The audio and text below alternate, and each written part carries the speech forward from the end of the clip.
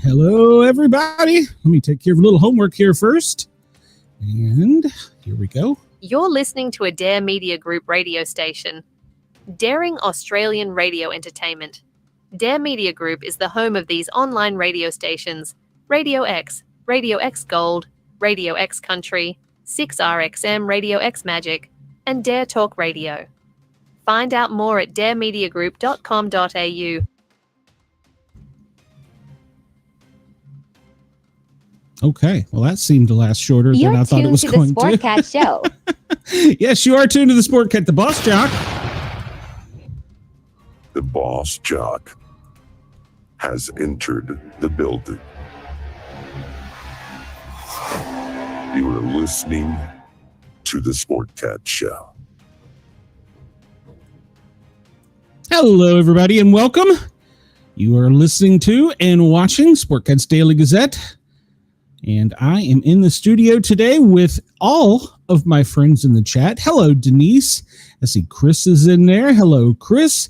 And yes, Chris is right. Everybody on the Dare Media and the Radio X and the Yerg's Radio crowd needs to come over and check us out on YouTube. And then when you're here, come over and share it, like it, and subscribe. And then also have your pet spayed and neutered. Good one, Chris. I'm going to add something to that here in a bit. So yeah, everybody come on over. Check us out. We have a great chat. Denise is here. Chris is here. I'm sure there's some other, I don't know, mouth breeders in there somewhere, but we're all here. We're ready for a great show today. First, let's take care of some business. Last night's Big Brother show. If you're listening on Dare Media or Radio X, thank you. If you were trying to watch it on YouTube, apparently YouTube went down. It was down for several hours, and you couldn't stream to it. I don't know why, but apparently it was. So they're not going to tell you why. I suspect it was probably hacked. So, yeah. So you couldn't watch us on the YouTube. Anytime to any of my loyal YouTube followers that they don't find me here, look on Yerg's Radio or Radio X in Australia, and you can probably find me there, as well as Dare Media. So, and a host of other places. It wouldn't even let me download the recording once I made it. It was so weird. So I don't know what was going on with it, but like I said, YouTube's not going to tell you. Of course they're not going to tell you. All right, well, it is currently, hold on, I'm going to put my little clock up here. It is currently 13:05 on the East Coast, 1:05. It's 12:05 in Chicago, Denver. Good morning, 11:05. LA, 10:05 a.m. Good morning. And let's see, Anchorage, 9:05. Honolulu, 7:05. Perth, Australia. Thank you for tuning in and listening. In Sydney, good morning. It's 3:05 a.m. So welcome to everyone. I'm glad you're here. And let's jump into what we normally do here, which is a bunch of silliness. Did I mention today is really Friday? I spent most of yesterday and a days thinking yesterday was Friday. I'm perplexed because tonight is the opening of Washington Commanders preseason football. Big Brother has a show on, and On Patrol is on. So I'm just so confused. Yes, Chris, that even confused Julie. So yeah, we were talking about it, and I was quite vocal about how Ashley on CBS Big Brother, she was an idiot. She was an idiot. So those of you who don't know, on Big Brother, on every Thursday night they do a live eviction. Well, last night's live eviction, it was coming down to kind of the wire, but there was two people on the block, Jimmy and Kelly. Kelly has been on the block multiple times, and, well, Jimmy, he was shocked when he was put on there, and a majority of the group caught him playing both sides of the house, which will get you thrown out of the Big Brother house because neither side feels like they can trust you. So it came down to the vote. And Ashley, which I don't know how she's a lawyer. I don't know if she's passed the bar exam. Good Lord. That lady is just not the brightest bulb in the box. Anyhow, she came in and said she was confused after talking in the hallway to another player. And she came in and she finally said, okay, I want to get rid of Kelly, and which was one of the girls on the block. Well, then she was out in the hallway, and the guy coming in to vote is whispering in her ear, and she's shaking her head, and he's got his hand. You can't hear any audio. He's got his hands up in the air. Then he puts his hand over his mouth. She bolts to go back into the room on live TV and says, I want to change my mind. I want to change my mind. And it upset Julie Chen, who, if you ever watch Big Brother, you know she's lovingly referred to as the Chin bot because sometimes she's robotic-like. She's done this for so long. And Julie was yelling, no, no, no, as Ashley bolted out of the door and the next guy came in to vote. Needless to say, there are no do-overs. So Ashley's vote went for Jimmy. And then at the end of the show, the very last scene you see is it's fading to black. As you see the outgoing head of house, Mickey, she had been kind of crazy head of house. She had HOHitis, as it's called in Big Brother world. And she was whispering to Ashley, I wonder who the second vote was. And the look on Ashley's face was, oh, I don't know. So, yeah, it was crazy. It was crazy. So, yes. Well, hello, Wendell. Welcome, welcome, welcome. We are glad you are here. I hope you got your car fixed, and I hope you're feeling better. All right, so historical events. By the way, yesterday we talked about what the president was going to be doing in the afternoon, and it got moved up while we were on the air. He was signing something for Purple Heart Day, and I'm not sure if I didn't catch it, the whole thing. I'm not sure if he was issuing new Purple Hearts or if he was just acknowledging it, but there was a ceremony and he signed something. So I probably should know. In 1509, Emperor Krishneva Raya, Wendell, try and say that, is crowned, beginning the rejuvenation of the Viagra Empire. No, that ain't right. The Vijayanga Empire in southern India.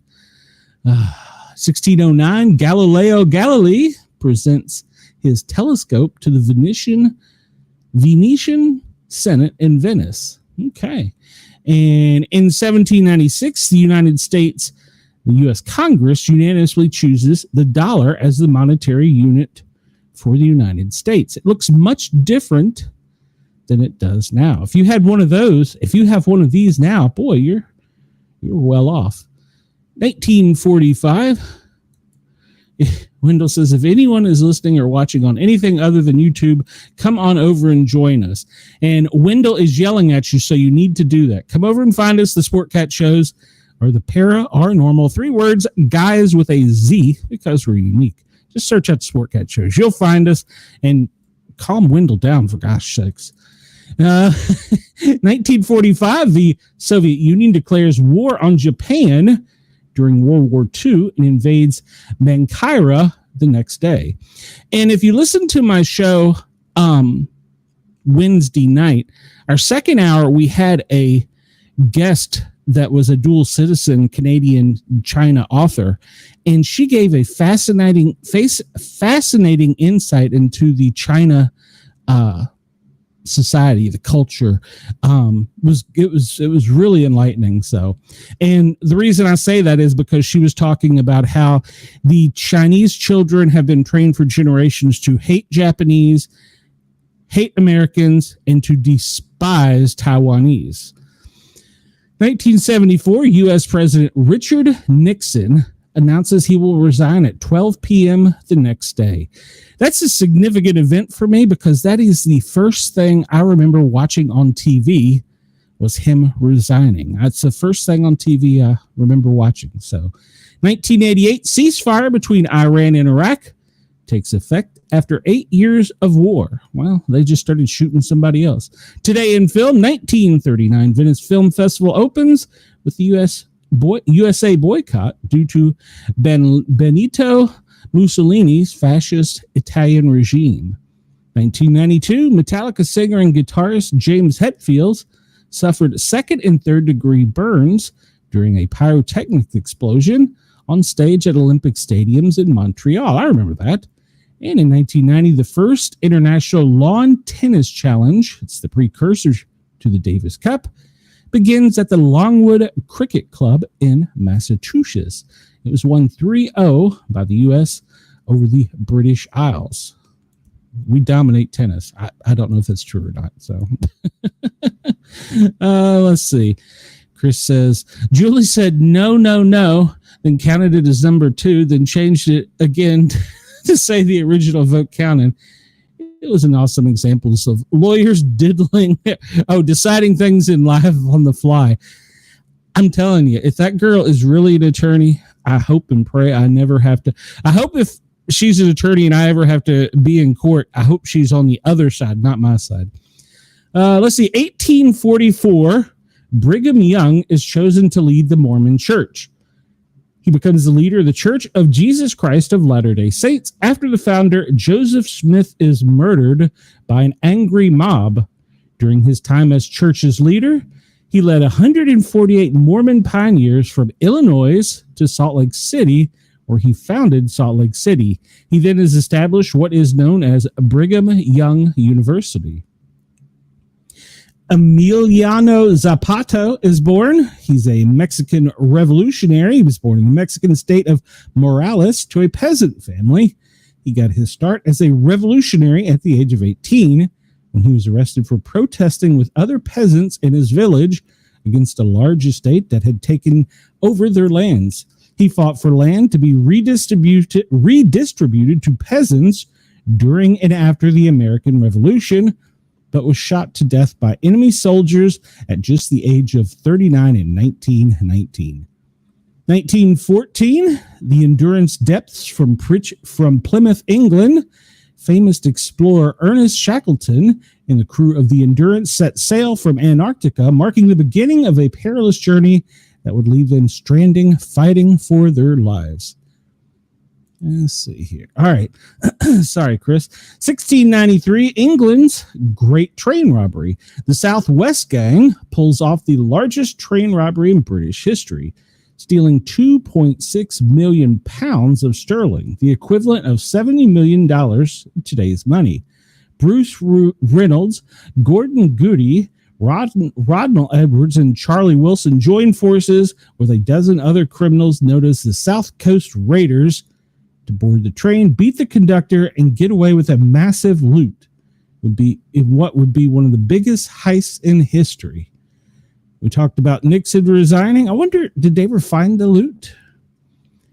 And let's see, 2003, serial killer Shelley Notek is arrested. Serial killer and mom is arrested in Washington, known as a selfless family. The Noteks would always open their home to strangers. Unfortunately, those that stayed in their home rarely made it out. After suffering abuse themselves at the hands of their own mother, they turned her over to the police. Her daughters turned her over to the police. They claimed that their mother had not only abused them, but tortured and murdered guests that stayed in their home. The police searched the home and found copious evidence of her crimes.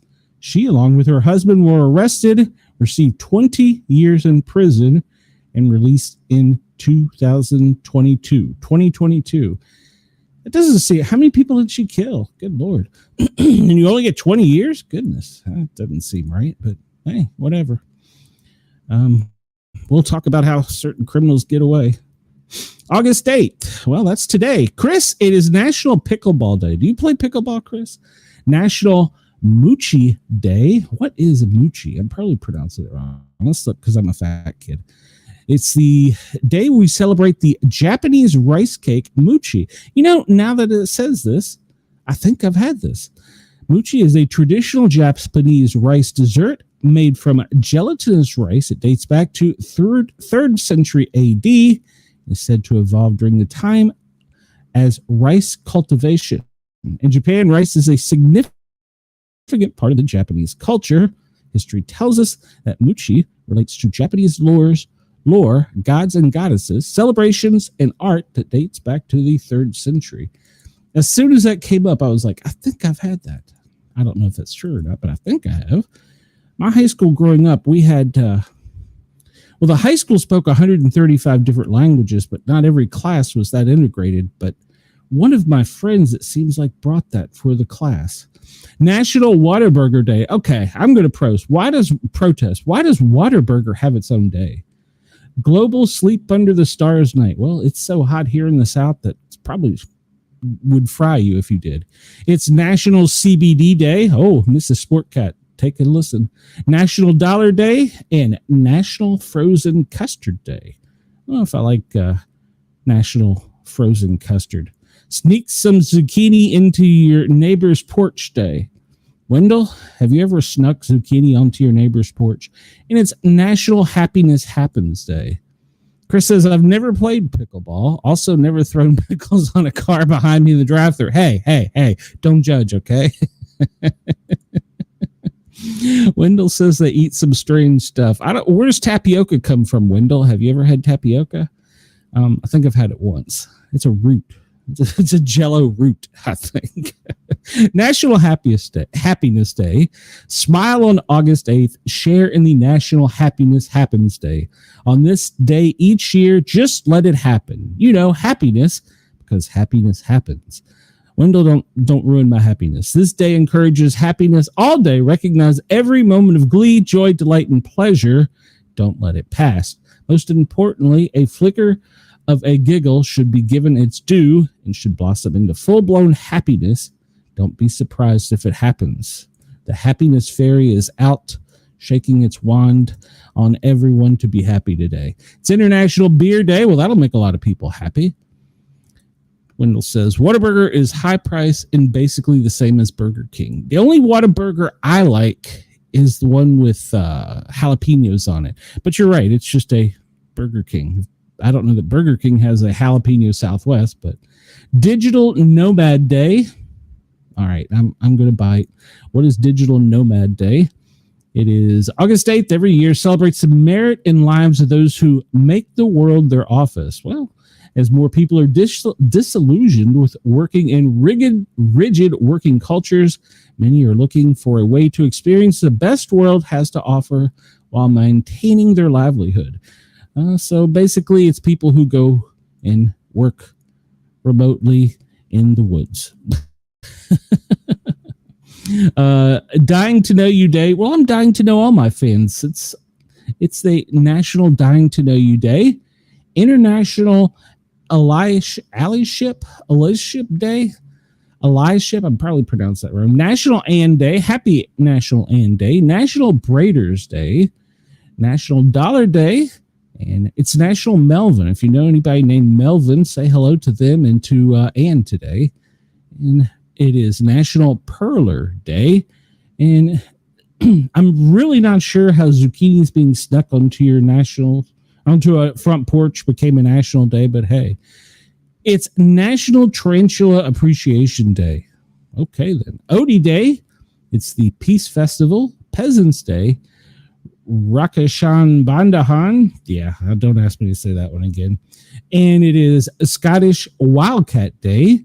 Shop online for groceries day. If I never have to leave the house, I'm a happy man. Take a penny, leave a penny day. That's an interesting approach.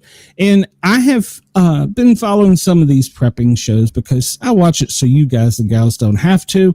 And one of them made a valid point that we should all start carrying some currency on us, from pennies, nickels, dimes, quarters, half dollars, and dollars in small bills, just in case there was ever a run on the bank or you needed to have money and there was no way to access it electronically and you didn't have to hand somebody a big $100 bill. So I have started carrying, well, I don't carry it, but I have a change purse where I've just thrown all my change I've collected over the year, not all of it, but some of it, in a little purse. And if I go somewhere, I throw it in the car just in case. So it's Toubé Day. I don't know what Toubé Day. It's a religious day. Wear your mother's jewelry day. Wendell, that seems kind of odd for you. So let me catch up on the comments here. Wendell says, I thought every day is a happy day for you at night when you are alone. Well, you know, Wendell, I have been alone for, let's see, actually Tuesday, Wednesday, Thursday, Friday, 4 days. Gosh, it seems like much longer. Me and Ginger seem to be much less stressed. But I will tell you, I have to wash dishes now. I'm not a fan. So, yes. Sorry, I just don't like washing dishes. You know what? When Mom's gone, I should buy her a dishwasher. It would make my life a lot easier. All right, so this comes to us from our friends at the Smoking Gun. Video shows, and this gentleman, well, I don't know. Video shows lottery winner getting tased. A $167.3 million man attempted to escape from Floridian police. August 7th, a day after claiming the $167.3 million Powerball jackpot, James Farthing was at the lobby bar of a Florida resort bragging about his financial windfall, saying, I'm a millionaire, only wearing a pair of shorts and sneakers, but heavily tattooed. Oh, yes, he is. He's 50. He was apparently not pleased when a skeptical patron challenged the Kentucky man's story. He was claiming all these lottery Williams. Kevin Rushing, a 48-year-old Idaho resident, told police. Rushing, who was vacationing in the Tradewinds Resort in St. Pete, added that he told Farthing he was delusional. Well, what followed was a melee that resulted in felonious and misdemeanor charges being filed against Farthing. He's a career criminal con who is now one of Bluegrass State's wealthiest men. The incident was captured on body cam video released by the police in response to an open records request. Footage can be seen without sound. Officers have been called to the resort in response to the unruly behavior of Farthing and his girlfriend. The guy with the tats was basically trying to fight everybody in the bar, the deputy reported. This guy came in acting like an asshole, saying, I'm a millionaire. After being called out, he allegedly punched another bar member in the face. They were grappling on the floor when deputies arrived and rushed in to separate the pair. As the cop was detaining Rushings, Farthing got to his feet and attempted to kick Rushings in the head. Instead, he struck Aristotle in the face with a second kick. A second hit kick. Right, that's kind of confusing. We just need to watch it. Subsequently, the officer. Oh, so he punched the officer in the face. Yeah, that'll get you in trouble every time. So the officer drew his taser, demanded he put his hands back behind his back, right the F now, and get against the effing wall. Instead, he made a run for the exit. Well, that didn't last too long. He fired 3 taser darts, into which struck him in the back, and he executed a flawless tackle on him, who was bloodied when his face hit the floor. Oh, poor guy. Well, he's a millionaire. He can buy new teeth. You see, I have him as you walk up and you effing kick him and you hit me in the effing face. Oh, the cop was angry. So I'm sorry, man. Save your sorries for later, the officer replied, who substantially declared he's going to effing jail for effing kicking me in the effing face. Well, the officer certainly was upset. He rode the lightning and he got taken down. You know, I'm kind of liking the way the cop describes this. He was charged in a June 25th.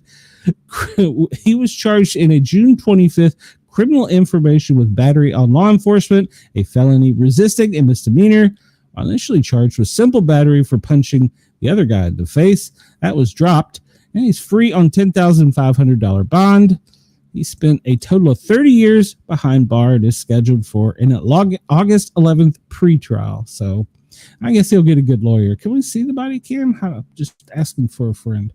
Oh, you can see the body cam. So here we have police officers doing what they do, rushing to the scene. He's making sure. I'm going to turn this off because I don't want any foul language to come up on the radio. Police officers just sauntering in, and well, there's a guy laying on the ground there, and oh my,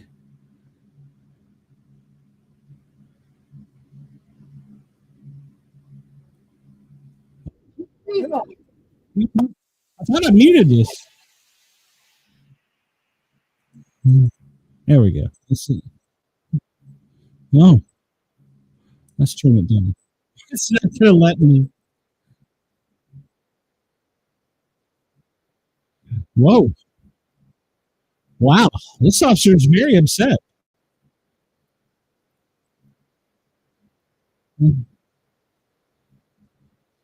Wow.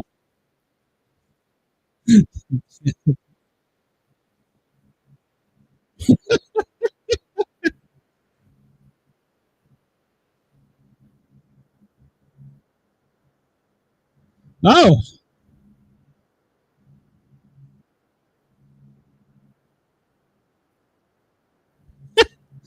Alrighty then. That's what he said. All right then. Let's just get out of this before get into any more trouble with the FCC or anybody else. Chris says the cop was making a nice Metallica reference about riding the lightning. It's Friday. We could all use seeing a good tasing, right? That police officer was certainly angry. And I don't blame him. Good for the police officer. All right, so this comes to us from our friends at WTOP. And yes, you read the headline correctly. A man is arrested for throwing sex toys into a crowd at a WNBA game in Phoenix. Arizona man was arrested after police say he threw a sex toy into the crowd at a WNBA game. The latest in a series of similar disturbances at arenas across the league over the past several days. Police say the 18-year-old pulled the sex toy from his sweater pocket. It's at a sex toy in your pocket. Are you happy to see me? At Tuesday's matchup between the Phoenix Mercury, the Connecticut Sun, and threw it towards seats in front of him, striking a spectator in the back. I at least hope it was clean. The man later told police it was a prank that had been trending on social media, and he thought that he bought the toy a day earlier to take the game. He was later tackled by a volunteer at the arena who had witnessed the melee and began following him as he tried to leave. Man says he was arrested on suspicion of assault, disorderly conduct, and publicly displaying explicit sexual material. All right. Over the last week, sex toys have been thrown onto the courts in Atlanta, LA, Chicago, and one landed last night near Indiana's Sophie Cunningham after it was thrown from the stands in LA. Players have said throwing toys at games is disrespectful and potentially dangerous. Chris says maybe the guy was just angry. It was April 29th and the place still had Christmas trees displayed. That could make you angry. He did look like an angry Santa Claus now that I think about it. So at least the gentleman that threw the sex toy, and I'm using that word very, very lightly. At least the man that threw the sex toy onto the court, it was a brand new one. So, but how would you like to be watching a baseball game or a basketball game and suddenly be whacked in the head by a sex toy? Good God. All right, we covered this story earlier this week. And we're finding out that the Fort Stewart shooter, well, he was bullied over stuttering. Sergeant Cornelius Radford, who was accused of shooting 5 fellow soldiers in Fort Stewart, Georgia, was, quote, bullied a lot over his stutter to the point of barely speaking, according to NBC News. Police said Radford, he's 28, an automated logistics sergeant from Jacksonville, Florida, used his personal handgun in Wednesday's attack. One fellow soldier told NBC News that Radford was bullied almost as soon as he joined the Army. So he was bullied about stuttering, so he shot his coworkers. Makes perfect sense. All right, so we talked about this, I think, yesterday, and I said J.D. Vance probably didn't know anything about that because I forgot to ask Yergs, because that's a Secret Service thing. So J.D. Vance had no idea the Ohio River was raised for protection on his birthday kayaking trip. The U.S. Secret Service said it was requested the increased water flow for the river to ensure motorized watercraft and emergency personnel could operate safely. His security detail was the one that had it raised last weekend to accommodate for the trip. Vice President's home, who is in Cincinnati, his family took part in a day of water sports to celebrate his 41st birthday. The U.S. Secret Service said it requested the increased water flow for the Little Miami River to ensure motorized watercraft and emergency personnel could operate safely while protecting the vice president. But critics immediately blasted the action as a sign of the vice president's entitlement, particularly given the Trump administration focus on slashing government spending. Well, according to Richard Palmer, who serves as the chief White House ethics lawyer under Bush, said on X, it's outrageous for any Army Corps of Engineers to spend taxpayer money to increase water flow in rivers so the VP can go canoeing when budget cuts to the National Park Service have so severely impacted vacations everyone. The Army Corps of Engineers, declined to address any financial impact. Spokesman Gene Paltic said the agency's Louisville district temporarily increased the outflow from the Caesar Creek in the southwest Ohio River in Little Miami to support, quote, safe navigation of the U.S. Secret Service personnel. He said the move met operational criteria and fell within normal practice. It was determined that the operation would not adversely affect downstream or upstream water levels, he said. Downstream stakeholders were notified in advance of the slight outflow increase, which occurred August 1st. Vance's birthday was on the 2nd. Vance's spokesman, Taylor Van Kirk, said the vice president was unaware the river had been raised. The Secret Service often employs protective measures without the knowledge of the protectees or the staff, as was the case with last weekend. The sprawling 2,830-acre Caesar Creek Lake has an unlimited horsepower designation and 5 launch ramps, according to the Ohio Department of Natural Resources. The marina, campground, and lodge are also located there. The department provided two resource officers to assist Secret Service with the Vance event, according to a spokesperson. And the Vance family has already become accustomed to certain accommodations being made as they move around the world. During a recent trip to Italy, the Roman Colosseum was closed to the public so that his wife, Yusha, and her children could take a tour, sparking anger among tourists. The Taj Mahal was closed to visitors during the Vance's family visit to India. Well, such treatment isn't reserved to just one political party. Let's be fair about this now. When Democrat Vice President Al Gore, he was the presidential candidate, he paddled down the Connecticut River for a photo op in 1999. Well, utility officials had opened a dam and released 4 billion gallons of water to raise the river's level. That request, too, came after a review of the area by U.S. Secret Service, and Gore also experienced political pushback. His campaign said at the time he did not ask for the water to be released. It's just safety and security, so come on now.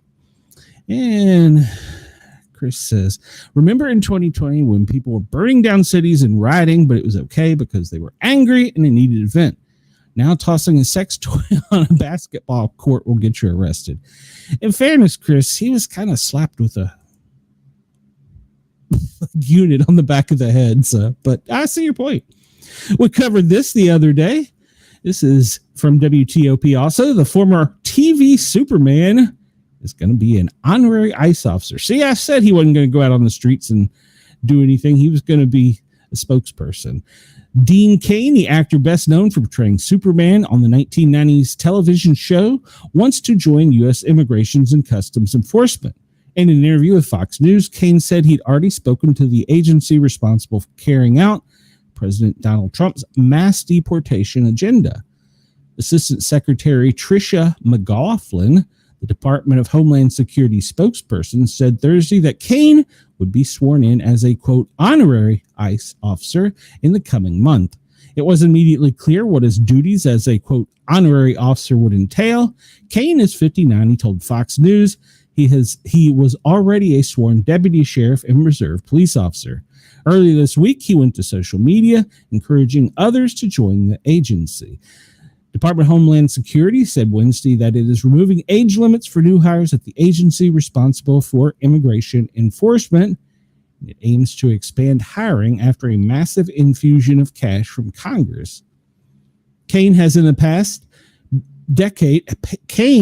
in the past decade has been outspoken in his conservative viewpoints and endorsed Trump in 3 elections. A representative for Cain did not respond to a request for comment. McLaughlin referred Cain's titular role in Lois and Clark, The New Adventures of Superman, which ran from 93 to 97. In her statement, she said, Superman is encouraging Americans to become real American life heroes. Warner Brothers, which released a new Superman last month, didn't immediately respond to a request for comment.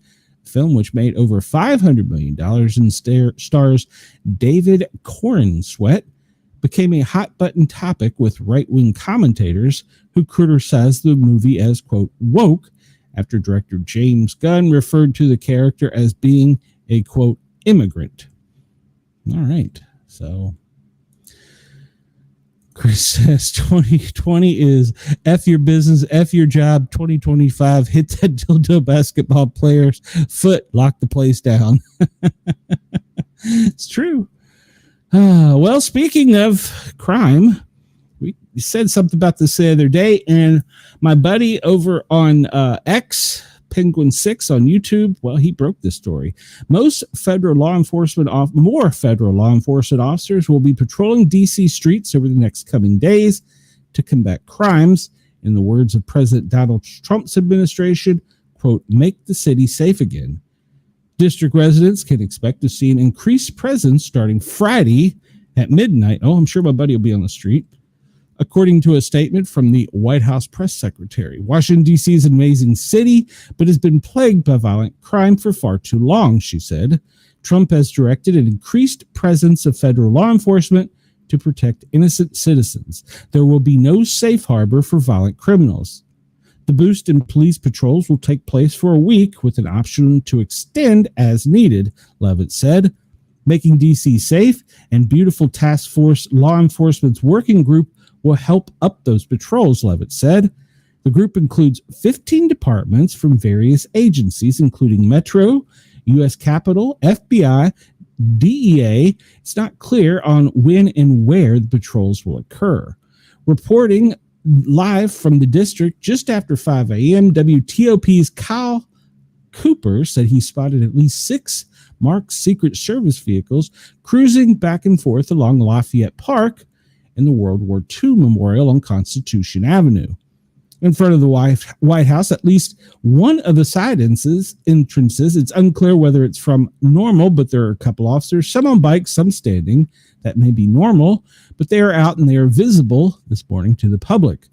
Cooper detailed the upped police presence would have a focus on popular tourist areas, such as museums, memorials near Union Station. He described seeing federal cruisers parked with their lights on as some personnel were on foot at the backside of the building. I wouldn't call it overwhelming or something where you go, wow, look at that, but you do see a little more in certain areas, Cooper said, adding that he hadn't seen a notable spike in federal law enforcement officers inside Union Station.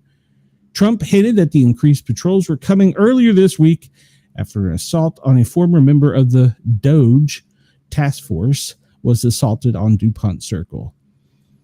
Well, I have been known to hang out the intersection of 14th and K, Wendell, but you'd have to know the area to get that. So, wrong button. DC did used to be a really safe city, and growing up, I was a freelance photographer, and I would often roam, walking the streets, taking public transportation with my camera and all my gear, and I never had a problem. Now, the statistics that they are using to bring this on, I think, are a little bit skewed because they're comparing DC to countries, which I think is an unfair comparison, but there has been a slight uptick. But what everybody fails to remember is, I think it's like 1 in 6 or so. It's pretty high statistics. Almost every 6th vehicle or so is a federal law enforcement officer of some kind vehicle. So, and most federal law enforcement officers have a duty to act, as most police do, but within DC, they especially have a duty to act if they see anything. So, I don't know. Wendell says, I do know that area. I used to drive through there and laugh at the guys. Well, maybe you laughed at me. There was a place on the corner of 14th and K called The Rogue. I used to frequent on weekends.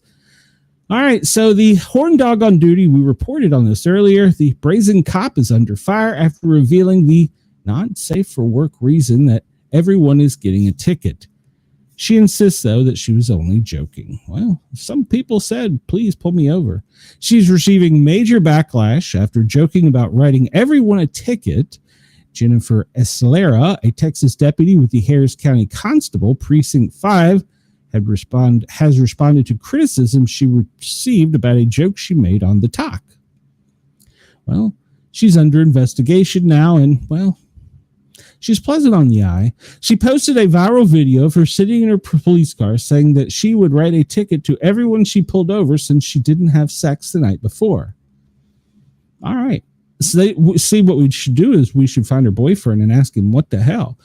Didn't get cracked last night, so everyone's getting a ticket. I didn't know cracked was a slang. She said in the now deleted video. Despite her threat, she reportedly didn't give anyone a ticket that day, TMZ is reporting. Spokesperson for the constable told the outlet that the officer is under investigation but will remain active pending the outcome of the probe. Our administration is aware and the Internal Affairs has opened an investigation. We have no further comment. Houston residents and social media users alike don't approve of the cops' actions. I think it's really inappropriate and disrespectful, resident Alice Fitch told the outlet. All right, so she didn't get cracked. I didn't really know that that was a thing. All right.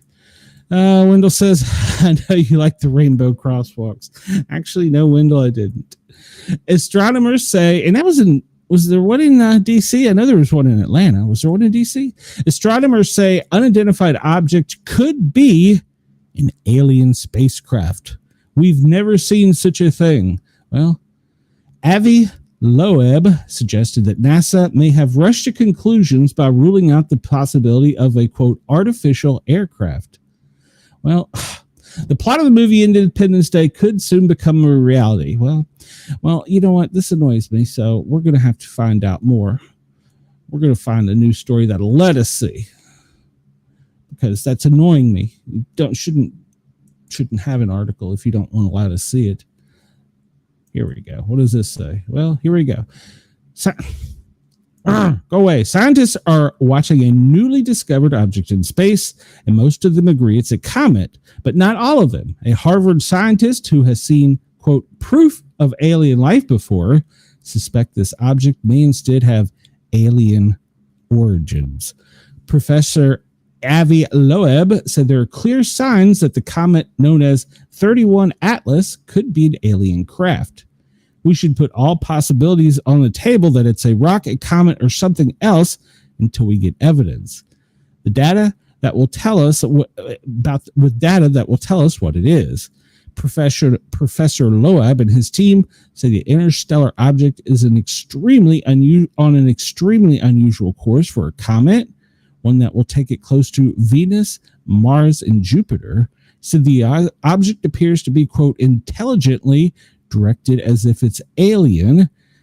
The world should prepare. I think that when we have a blind date from a visitor from another star, all bets are off, Loeb said. We shouldn't assume anything, and we should assess the risk given the data that we have.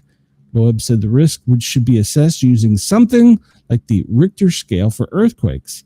0 would be natural objects like a comet. 10 would be an object that maneuvers as if it has an engine that is definitely technological. And then there should be some policymakers deciding how to respond. He says it will pass closest to the sun 29 October. We see a lot of houses on the cosmic street that look like ours, analogs of Earth's sun system, he said. And I think it's very arrogant of us to assume that they don't have residents. Well, is it a false flag? Are the aliens coming for us? So, see, Wendell, I was hoping it was going to be close to that so I can say it. 3 Americans were dramatically rescued from an Antarctic base, which is 2,700 miles from civilization. I applied to be a paramedic on that base. The Royal New Zealand Air Force managed to locate and rescue 3 Americans who were trapped in an Antarctic research base. Early on Wednesday morning, the Royal New Zealand Air Force saved 3 Americans from a U.S. research facility in Antarctica. According to an RNZAF news release on Wednesday, they landed a C-130J Hercules at the McMurdo station in complete darkness and severe weather.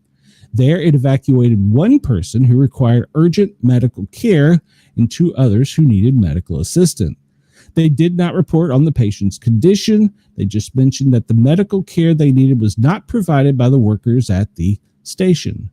So the mission wasn't just difficult, it was one of those technically demanding operations an air crew can face, according to the press release.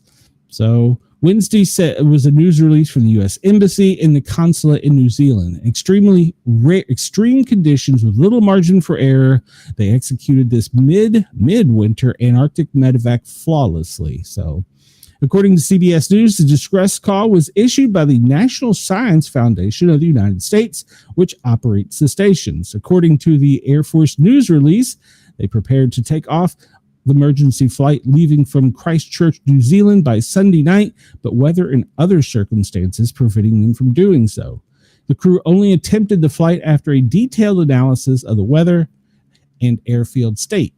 The United States Antarctic Program Winter Team must physically create the runway before we can depart by ensuring the ice is groomed and suitable for landing, according to the air commander.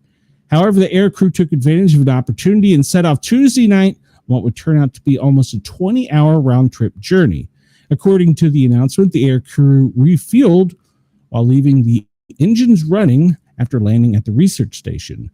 This procedure is known as hot refueling. Yes, it is. It keeps the engines from freezing. The crew returned to Christchurch on Wednesday without incident. Landing a large aircraft on ice and darkness using only night vision takes precision and extraordinary skill. We are deeply grateful for the crew's professionalism, courage, and partnership. This mission was nothing short of heroic, the U.S. Embassy in New Zealand wrote. So, yes, that's that area of the world is got people up there and they don't even know about it. It's crazy. And a black hole window. So outrage erupts as a Democrat senator is accused of doxing ICE agents and endangering lives. Arizona State Senator Annalise Ortiz has faced fierce backlash over her social media posts warning migrants of ICE raids, with some calling for her to be, quote, deported. Well, that seems a bit harsh. A Democrat senator has been slammed over her social media posts about the sightings of ICE and the enforcement squads. Arizona State Senator is facing demands for her removal from legislature, claiming she is receiving death threats and she claims she is receiving death threats and even may face legal action. Her actions caught the attention of influential right-wing libs of TikTok who claim that Ortiz was actively impeding and doxing ICE by posting their live locations. It comes after one unexpected state saw a surge in illegal border crossings under Trump. Following the post, Senate President Warren Peterson announced he had requested the U.S. Attorney for Arizona to initiate an investigation into potential violations of federal law. In response, she retorted, public servants have a duty to uphold the law and respect those who enforce it, not undermine them. State Senator Jake Hoffman demanded X removal from Arizona's Senate and announced his intention to file an ethics complaint. She's doxing ICE agents and openly putting the lives of American law enforcement at risk. Department of Homeland Secretary Tricia McLaughlin accused her of prioritizing illegal criminals over American citizens. She declared Arizona State Senator Annalise Ortiz is siding with the vicious cartels, human traffickers, and violent criminals over American cities. The Trump official further added, notifying the public about ICE law enforcement operations endangers not only law enforcement, it weakens national security, American national security. I'm not intimidated by this because what I did was simply alert my community to stay away from an area where ICE could be to help themselves stay safe, Ortiz told ABC. That is First Amendment protected. She mentioned that many in her community are fearful of ICE raids, noting that legal residents have been detained. She likened her post to the apps that inform people about speed camera for drivers. Everyone has a right to know where the public activity is going on so they can choose to protect themselves. It's funny, she's on that side, but I guarantee if you ask her, should law enforcement communications be non-encrypted and available for us all to hear, she'll tell you no. I've received death threats, calls for my arrest, calls for my deportation, even though I'm a United States citizen born and raised in Arizona. It's disgusting. She added, I'm getting people telling me that I need to be arrested and they're going to find me. They have my address. This is serious stuff. Hobbs also expressed her concern about the safety of law enforcement in light of posts like Ortiz. She commented, certainly have concerns where I've seen officers conducting a raid and being targeted, and we want to make sure that it's not a situation that's being used to create here. I assume they mean that they're trying to create a situation to harm law enforcement.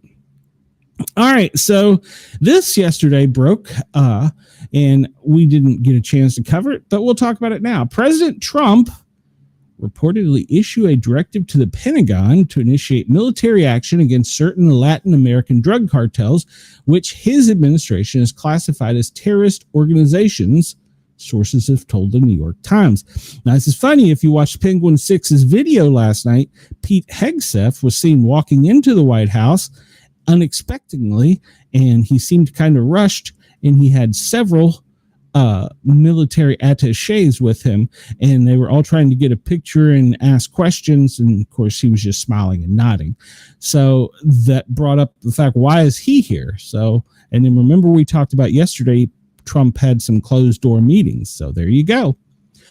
The move to involve the American military marks the most assertive step yet in the administration's intensifying campaign against the cartels and shows Trump's readiness to deploy military forces to carry out responsibilities of the country's law enforcement.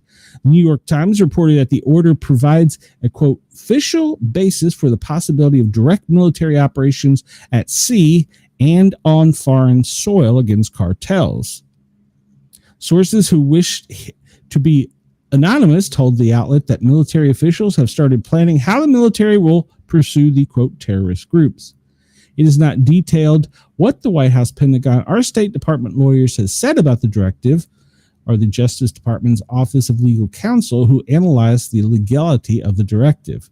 The deployment of the U.S. military follows Trump's dedication to facing the drug crisis in the United States, as Trump has focused on the drug fentanyl specifically. In July, the president signed the HALT Fentanyl Act into law, surrounded by families who lost loved ones to the scourge of fentanyl. The law classifies any fentanyl-related substance as Schedule I drug under the Controlled Substance Act. Trump said the move marked another defeat for the savage drug smugglers and the cartels. In the last 4 years, fentanyl has become the number one killer for Americans from age 15 to 48. President Trump said, for 4 years, we felt ignored, President Trump, for 4 years, we felt ignored, but you've changed that, said Ann Fundner, who lost her son to fentanyl. It's a lifeline to families across America, keeping our families safe. Thank you for keeping our safe for our children. It's what we voted for. So, and he also put a bounty, $50 million bounty on Venezuela president's head. Really didn't know what the deal was with that, but I think we might talk about it. This comes to us from Metro Atlanta, and I just want this story as a backflow to other stories we've talked about, and just throw this out there for your opinion. A Metro Atlanta man is accused of making racist threats online, and he is denied bond. Fairburn, Georgia, a 42-year-old Metro Atlanta man was accused of making racist and, quote, anti-Semitic threats online. He will remain in jail.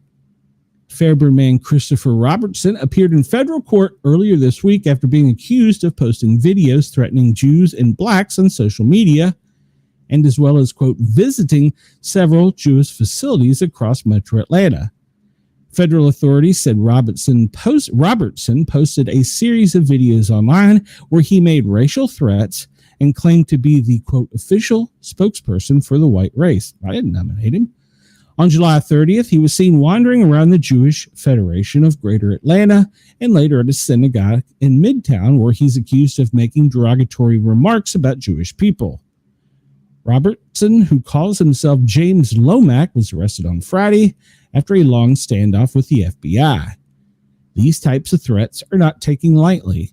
Theodore Hertzberg, a U.S. attorney for the Northern District of Georgia, say officials will aggressively prosecute anyone who utilizes the internet to threaten and intimidate our people.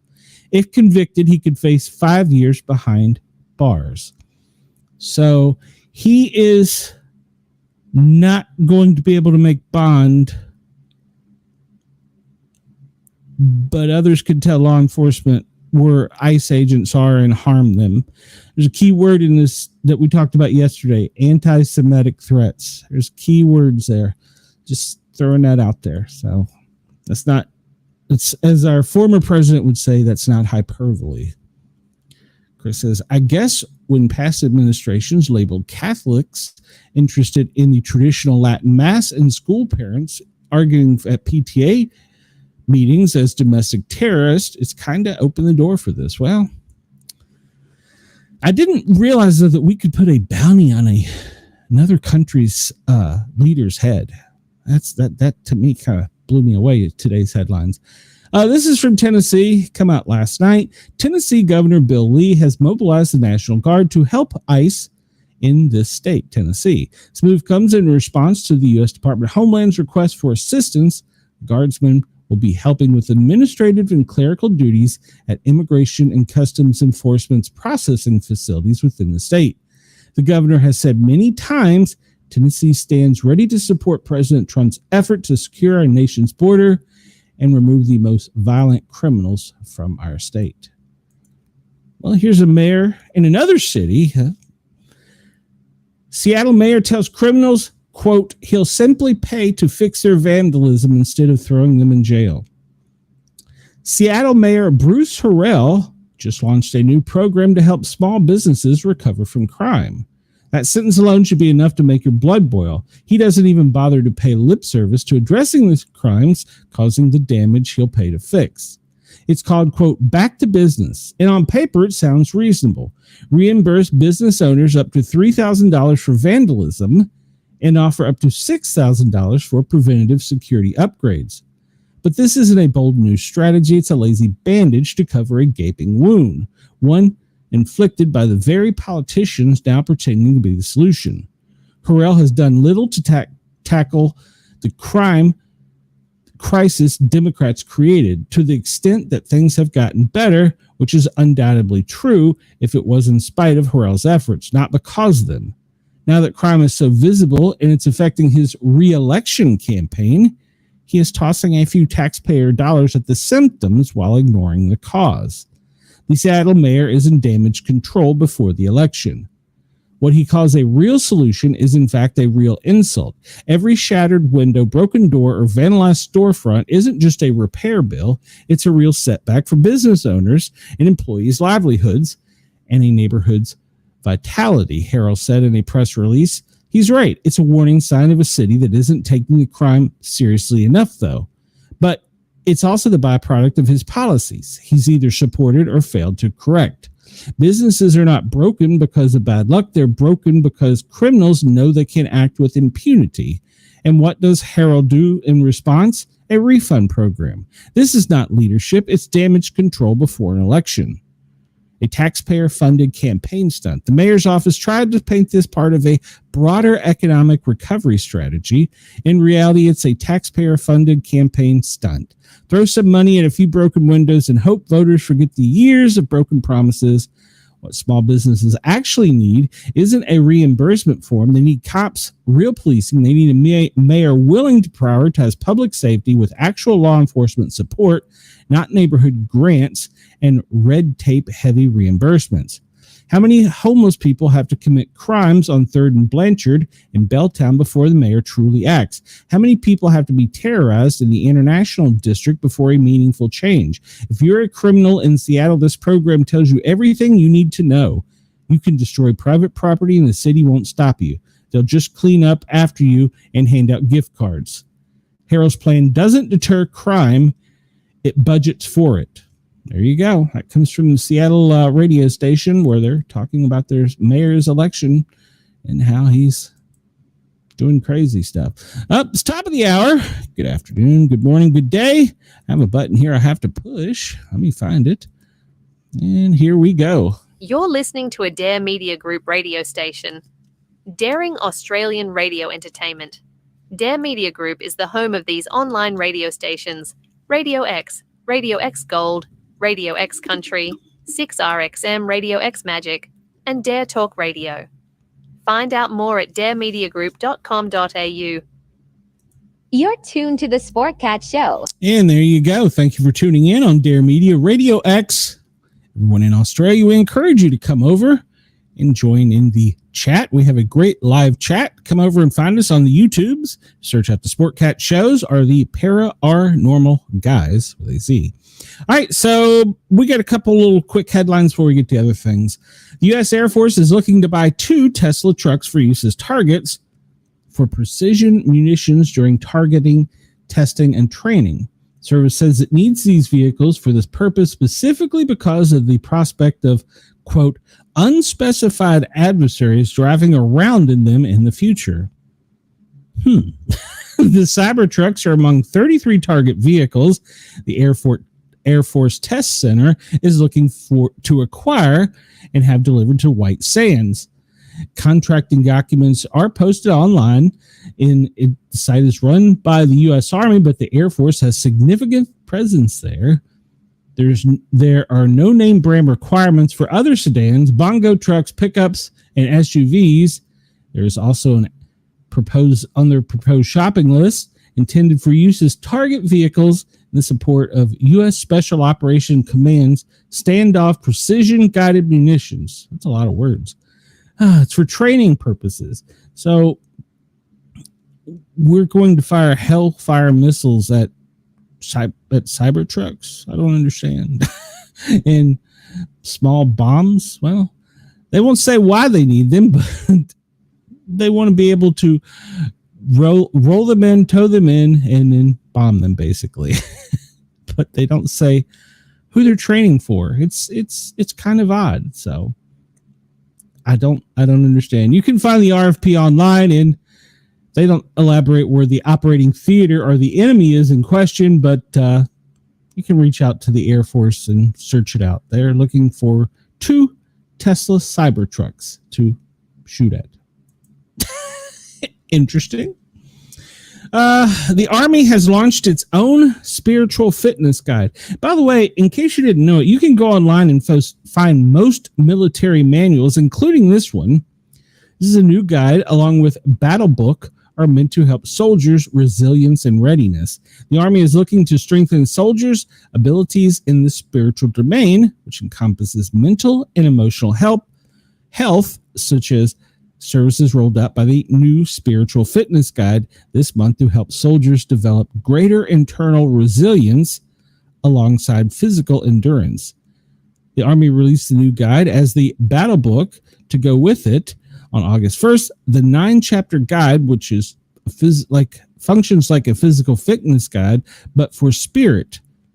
The new material comes as part of the Army's Holistic Health and Fitness Program, also known as H2F, a reshaping of the service's focus on wellness and physical fitness.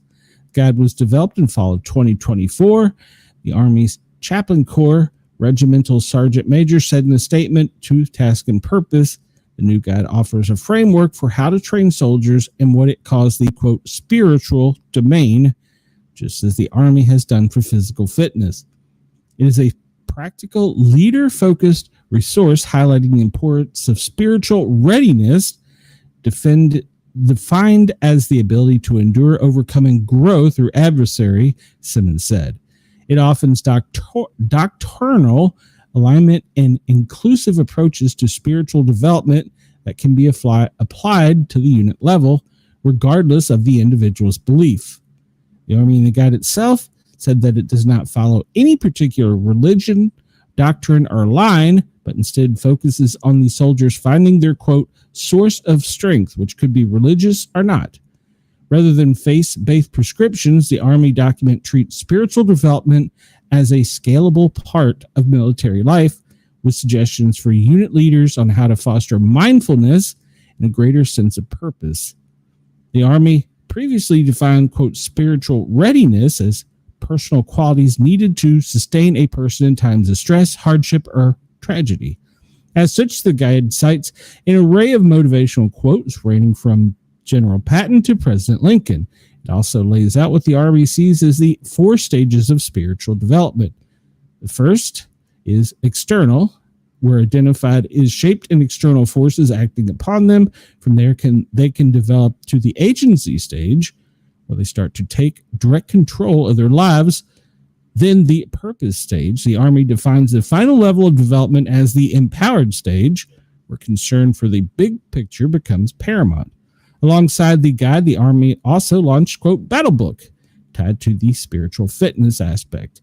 It's a field-ready manual meant as a kind of hands-on companion to the spiritual fitness guide. So you can actually download most military documents online, including this one. I have downloaded this one. I'm going to take a look at it over the weekend. All right, one last story. It is football season, or starting to be football season in the NFL.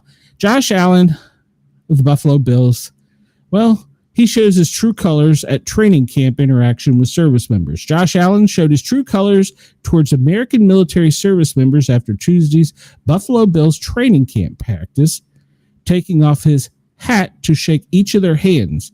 Allen is not only in the spotlight position as by far the biggest star on the Bills, he's also one of the most elite names in the entire NFL, giving extra importance to every action he takes. The critical moments of Tuesday's interaction sees Allen mobbed by fans asking for an autograph, a dozen or so signatures in. The 29-year-old sees 4 service members out of the corner of his eye. After he finishes the autographs for the fans, including standing between himself and other service member, the signal caller removed his cap to give each one of them a firm handshake. And he can be saying something brief to each service member who were also in the line for autograph, which was likely thank you. Allen then returned to the first service member in line and signed each of their items before continuing on with the signatures. So there you go. NFL and Bills fan has been responded universally positive to his gesture, with several comments like, that boy was raised right. So I'm not necessarily a huge Buffalo Bills fan, but that was very, very nice of him. So kudos to him. All right, let's get on with what we normally do here. Besides for the silliness, there's a lot of silliness going on here. We have the FEMA Daily Operations Brief. This was presented to the president this morning, Friday, August 8th at 8:30 a.m. Eastern Time. And, well, this is the public version, not the secret squirrel version. I want the secret squirrel version. Severe storm. There are no significant ongoing operations, or new ongoing operations. They are monitoring severe thunderstorms, heavy rain, and flash flooding in the northern plains, critical fire weather in the central basin and Rockies, excessive heat in California's southwest and the plains, tropical activity in both the Atlantic and the Pacific. So they've approved a declaration activity for the Canyon Fire in California.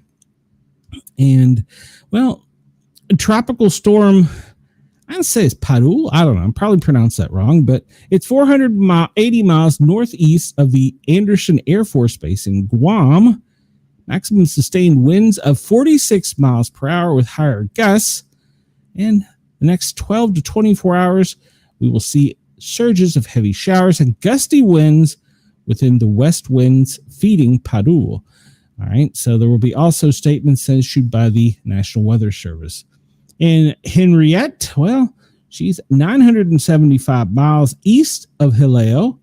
She's got a maximum sustained wind of 40 miles an hour. She is moving west at 17 miles per hour. And tropical force winds extend out for 60 miles from the center. They're expecting little change or strengthening during the next 48 hours. And Ivo, well, he's 180 miles southeast of the tip of Baja. I'll remember that for a later incident we're going to talk about. Hopefully we'll get time. I need to rush through this, so we do. Tropical 480 has got winds of up to 60 miles an hour, extending outward for 45 miles. Strengthening is forecasted and expected to become a hurricane later today or tonight. Over the Atlantic, Disturbance 1, well, they ain't got a name for it yet. It's a couple hundred miles offshore of North Carolina. It's moving northeast 10 to 15 miles per hour. Now, they're still saying the formation chance of it is possible over the next day or two. In the next 48 hours, pretty low. The next 7 days, 10%. So it's a possibility. Could never say never. All right, a tropical wave over the eastern tropical Atlanta could form late this weekend or early next week It'll move west-northwest to the northwest across the central tropic subtropic. Formation chances during the next 48 hours, well, near zero. But over 7 days, be on the lookout. They've changed it to 50%. It's went from 80 to 60 to now 50. Okay, so yesterday we talked about the storms in North Dakota. Well, in North Dakota, you're going to get a soggy break, but all that is pushing over into Minnesota and Wisconsin and down into Iowa. Why'd I say Idaho? At any rate, be on the lookout for severe thunderstorms today if you're in those areas of the country, but you can expect pretty much in the Midwest, Northwest, and over to the Boston areas and New England area, spotty rain showers, but that's going to extend really all the way down from Wisconsin and Michigan to the Keys and back over to the Panhandle. Once again, I think I said this wrong. North Dakota, South Dakota, you're still going to have some chances of storms, but Minnesota, Wisconsin, and Iowa all are under the gun for severe storms. Now that's going to move to the east, southeast slightly tomorrow, but it's only going to move it down to Iowa and Illinois, so they need to be on guard.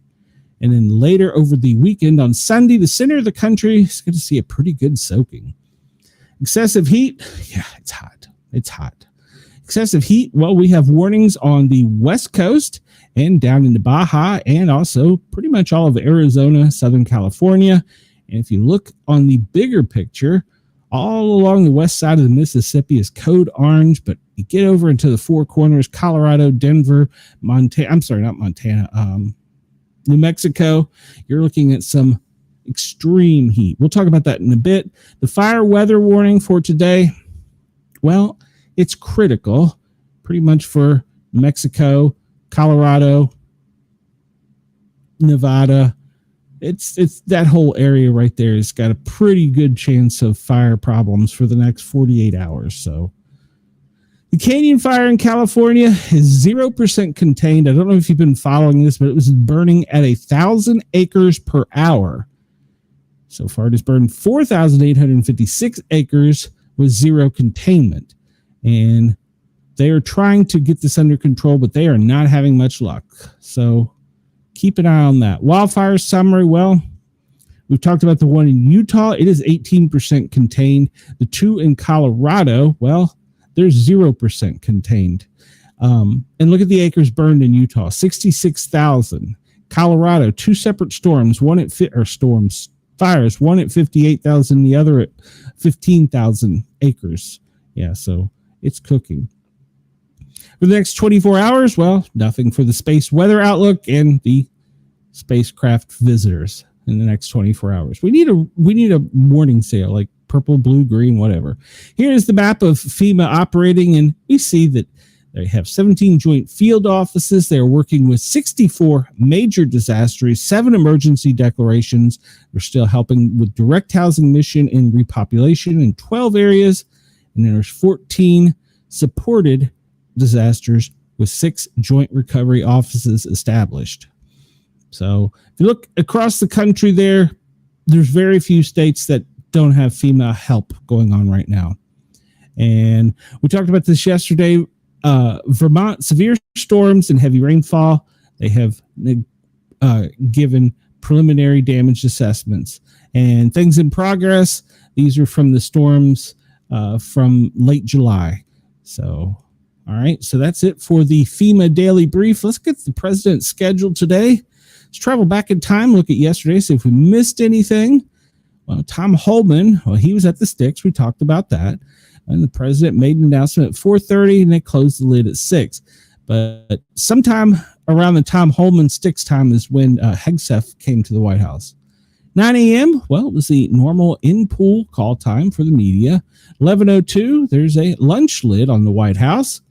And the president signs more executive orders at noon, so we've already missed that.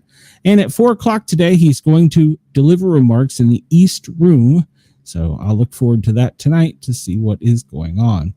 Let's look here at WRC and see they have live updates to the Trump administration. And we'll see here that Live updates. Trump and Putin will meet next week. Okay. The DOJ has opened a probe into the New York Attorney General. Interesting. Trump and Vladimir Putin will hold a summit at the end of next week to discuss a ceasefire, according to a senior White House official.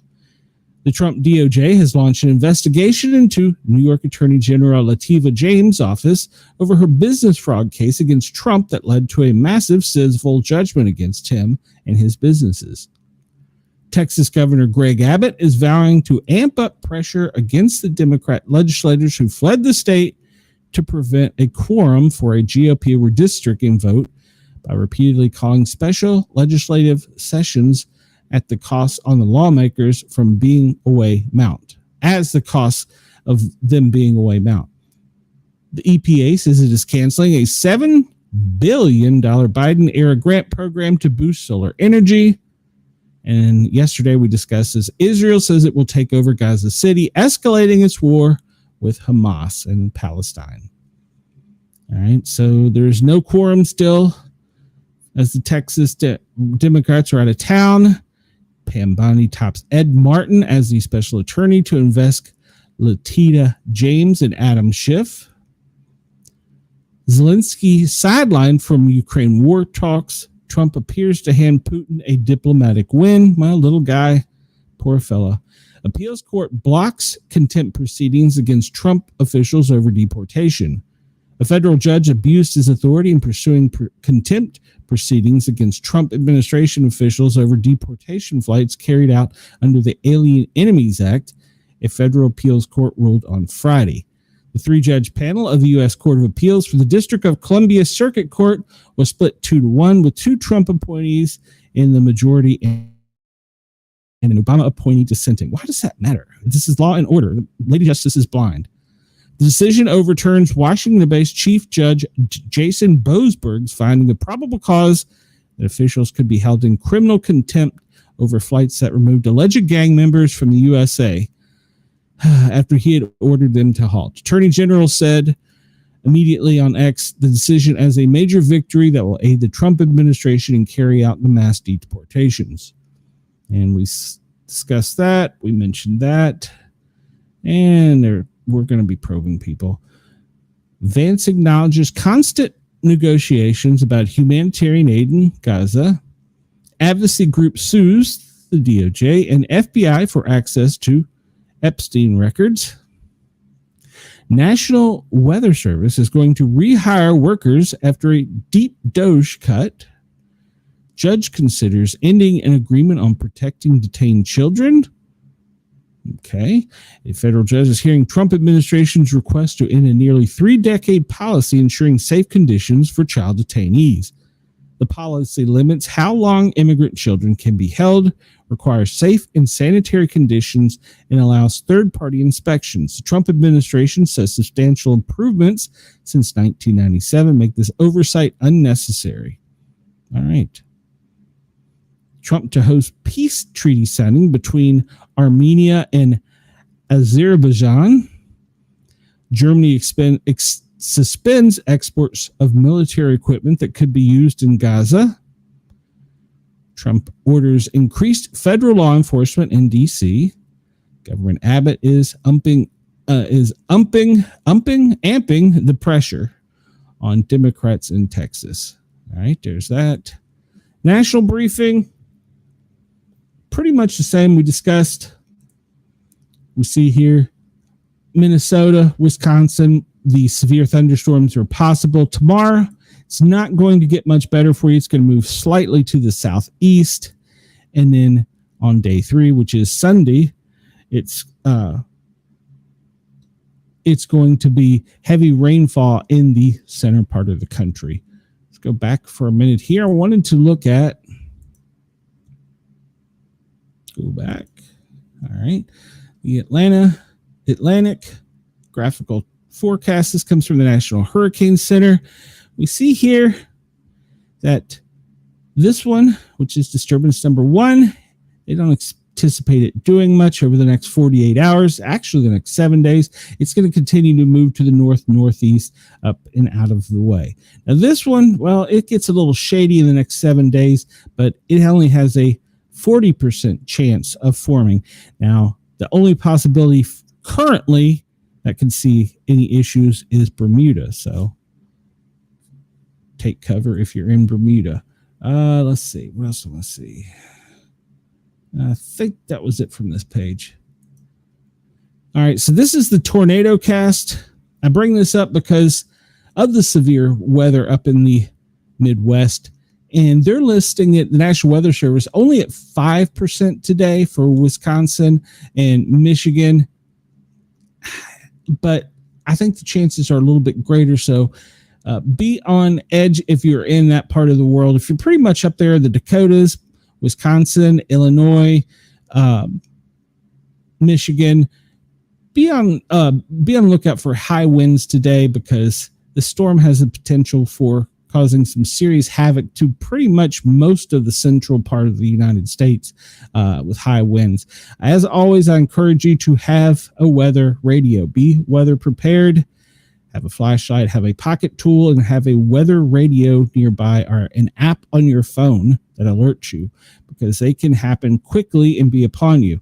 So also, the chance of hail up to penny size is a good possibility up in the Midwest. So please, if you're in that area, please be weather aware, because the chance of hail today is greater. All right. Let's look real quick here. Let me enlarge this. This is our weather and satellite view. Let's jump down here to Australia, because we've talked about America so much. It's only fair to talk about our friends in Australia. And we'll look here over on the west side. Well, Rockhampton, today it's going to be rainy with a high of 65, a low of 60. Brisbane, it's going to be cloudy. It's already cloudy. 57 to 65. Sydney, well, Sydney, you're looking at rainy skies today. 56 as your low, 59 as your high. It's not going to get much better. Melbourne, today is going to be sunny for you. It's partly cloudy right now, actually, but you're only going to have a high of 58. And I heard in some parts of Australia, they saw rare, very rare snowfall. Today in South Australia, you can anticipate cloudy skies, high of only 64. It's going to be down in the low 40s. Over in Perth, rainy, 60 to 65 is your high. In Carnarvon, I'm pronouncing it wrong, I'm sure, high 74, the low is 62, and partly cloudy skies. Up in Broome, well, you're looking at a high of 82, nice and sunny for you today. Darwin, well, you're going to be nice and sunny, high of 90. So Papua New Guinea, well, you could anticipate a high of 69 and rainy 66. Down in Hobart, you will see partly cloudy skies, a high of only 54 and a low of 43. And we look there at your satellite view, and it is cloudy over most of the country. Let's hop over here to America. We see there the path of what used to be Dexter will just be going out to sea. This disturbance is just kind of sitting there. So and this one is forming back here, and this is the next one that they think is going to be a problem in the next 7 days. All right, so New York City, well, it's going to be sunny with a high of 80. Washington, D.C., well, it is 80 and sunny. Hop down to Atlanta. It is 82 and 67. I swear it's already hotter than it here in Knoxville. Tampa, you're looking at a high of 87 with rain today. Going over to Houston, you're looking at 96 is your high. Whew, and partly cloudy skies. Chicago, how are you doing today? Chicago, 91 is your high and a partly cloudy day. Let's go over to Seattle and see what they're doing today. Seattle, high of 75, partly cloudy and 54. San Francisco, well, San Francisco, you only have a high of 71 with a low of 58. LA, well, you're going to be sunny at 90. Bright, clear skies. Tonight, it may get down to 64. Salt Lake City, beautiful city, 79 degrees with a low of 64. We see as we zoom in on the lower 48, that pretty much from the Keys all the way up through pretty much New England, cloudy to partly cloudy skies, and back over to the west, we see the cloudy skies in the Midwest. Let's see, we just looked at that. I wanted to bring this up yesterday. Yes, you're correct. They are having a large amount of animals washing up on the beach in Australia, and they suspect that Chinese are doing something. There's some talk in the conspiracy world about that, yes. I'm going to download this while I think, because I'm going to send this to Yergs. I thought this would be timely. Okay, working on it. Save. I thought this would be timely when we're starting to worry about the hurricanes. So this is a preparedness checklist for pets. So you want to consider these options for your pet's location during a hurricane. You want to take your pet to a friend or family member's house or a hotel outside of the threat zones. You need to make those arrangements ahead of time to avoid last-minute surprises. Keep your pet in a secure, storm-prepared location. You can find pet shelters. Leave your pet with a friend in a safe zone. Keep your pet prepared at all times. Keep your pet up to date on their shots. Maintain proper paperwork. Make sure your pet is microchipped and is wearing vaccination tags. Keep electronic and paper copies of your current medical records for your furry friend. Items you should have, well, portable carrier, an extra leash, an ID tag, pet food, at least 2 weeks. Store it in a watertight container or use canned cat food, but you probably should have a manual can opener. Water, you should have at least 2 weeks of clean water. Large dogs need about a gallon per day. Ironically, so do humans. You want to make sure they are up to date on all their immunizations. They have any medications they need. Flea and tick, heartworm should have at least 2 months supply. That's funny. They don't want you to have that much. I talked to the veterinarian about that. Litter and newspaper for cleanup. Toys and treats. It's always good to have treats for your furry friends. Towels, first aid supplies, and always have a recent photo of your pet. I'm really on to this because I think Ginger was separated from her family during a hurricane and got lost and ended up being on the streets and was almost euthanized until I came to her rescue. All right, so we're going to look at weather warning. It's always a good idea. Chris says, YouTube doesn't like when you mention derogatory things about that country. They may or not be responsible for those animal allegations. We love China. We love YouTube. Yes, I do find other sites start calling them like the red dragon or the bear or the eagle. And they start putting all these terms on it. And they're like, well, if we don't, YouTube's going to cut into our algorithm. Well, that may be true until the algorithm figures out the code word you're using. So why not just say it? I mean, I don't know. I'm an equal opportunity discriminator. Well, up in Maryland, Montgomery County, shocking news. They're doing test messaging. Boy, I tell you, up in Maryland, they must get tired of getting all these test messages. Kansas, Nebraska, you have a heat advisory. There's a shocker. Georgia, well, flooding again. And we jump down to all the coastlines, and in the Gulf of America, there's some kind of either small craft advisory or flood advisory. So if you're out on a boat this weekend, please have a marine weather radar as well as a weather radio and be aware of your surroundings. California has a heat advisory. Yes, they do. And a dense fog advisory. Well, that's only got 30 minutes left. New Mexico, you have a heat advisory probably for the next 10 hours. Flooding on the North Carolina coast with beach hazards. And we get back into the heat advisories for California and the flood warnings for the South. Up in Wisconsin, there's a beach hazard statement. All right, let's look at that one. Life-threatening waves 3 to 5 feet are expected in the Sheboygan and Ozaukee counties from Saturday afternoon through Saturday evening. Dangerous swimming conditions are expected due to the high waves and onshore winds. Stay out of the water and away from dangerous areas like piers and breakwalls. There you go. If you're up there this weekend trying to enjoy some activities, be weather aware. Texas, Oklahoma, extreme, Missouri, and Kansas, you have the heat warnings advisories as well. Nebraska, Iowa, South Dakota, all of you pretty much straight up the center of the country. code orange, code red for heat today. All right, I'm trying to hurry because I want to get to something different, a little different today. We may just jump through some of this real quick. We look here. This is the lower 48, and we see all of the advisories we just talked about. The heat advisories extend from the Great Lake down to the Gulf of America on the west side of the Mississippi. And over here in the central part of the country, we're talking about the Four Corners area from Salt Lake, Colorado, pretty much Arizona, New Mexico. That whole area is red flag warning for fires. Extreme heat warnings down here in the Baja, in California, Southern California, pretty much all of Arizona. Over on the coast, you see where these storms are forming. This is where a lot of the craft advisories are. They extend up into the Chesapeake on both sides of the Maryland and Virginia, as well as it wraps around down here all the way to the Keys. So if you're out on a boat this weekend, be careful. The waves are going to be kind of high and the weather could be bad. Let's look at lightning activity currently. I'm going to skip through this real quick. And we look up here and it looks like Lake Huron at the Canadian border. There's a really strong storm there.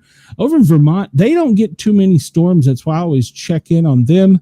It looks like this storm is up in Bristol.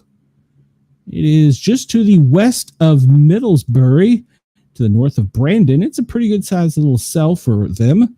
Over here in Rutland, and is that Montpelier? Well, it looks like to the west of Rutland, there's a pretty good sized cell. There's going to be some cells coming across Lake Champlain there. So if you're up in the northeast, especially in Vermont, be weather aware. These storms coming from the Chesapeake all the way down to the Keys are off the shores. They're causing a lot of electrical activity and a lot of high winds, and as well, that's making the waves rough. Florida, you're being lit up right now from Homestead to Gainesville. You have intermittent storms all over with lots of electrical activity offshore. I would hate to be on an oil rig today. There's a lot of electrical activity that's going to be moving to the northeast. If you're a dinosaur in the Keys, remain vigilant. Correct. I will never forget that. That was the funniest thing.